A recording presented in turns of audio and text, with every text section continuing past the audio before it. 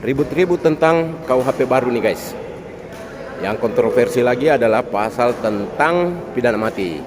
Jadi dalam KUHP baru itu ada dinyatakan di pasal 100 tentang pidana mati itu, hakim setiap menjatuhkan pidana mati maka harus didahului dengan masa percobaan 10 tahun atau probation 10 tahun.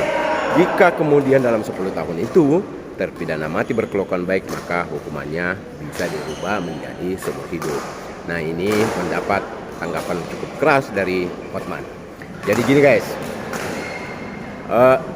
kita mesti membaca dengan baik dulu buku 1.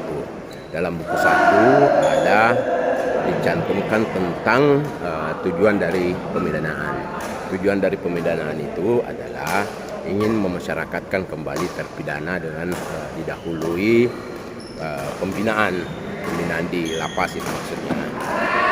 Nah, kalau dengan harapan terpidana bisa kembali ke masyarakat atau biasa kita kenal dengan istilah reintegrasi sosial.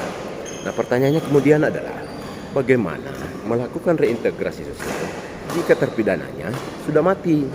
Nah, itu. Nah, kalau seseorang dijatuhi pidana mati kemudian langsung dieksekusi, tentu ada di kuburan.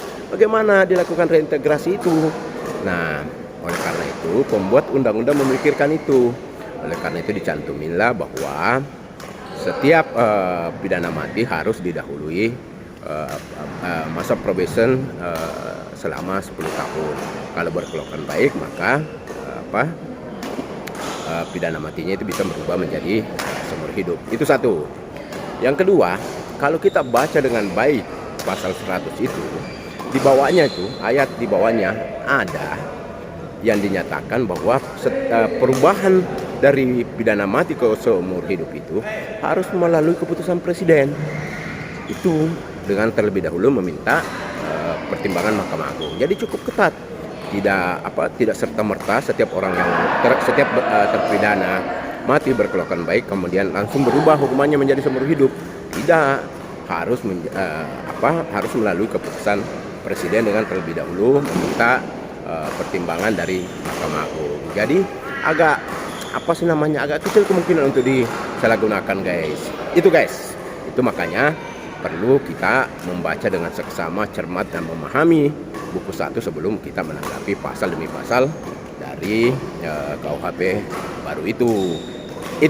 Oh ya, satu lagi. Mencabut nyawa seseorang itu tugas malaikat atas perintah Tuhannya. Jangan kita mengambil alih tugas malaikat. Masih banyak tugas kita yang lain guys. Contohnya apa? Badminton. Ayo mari kita badminton.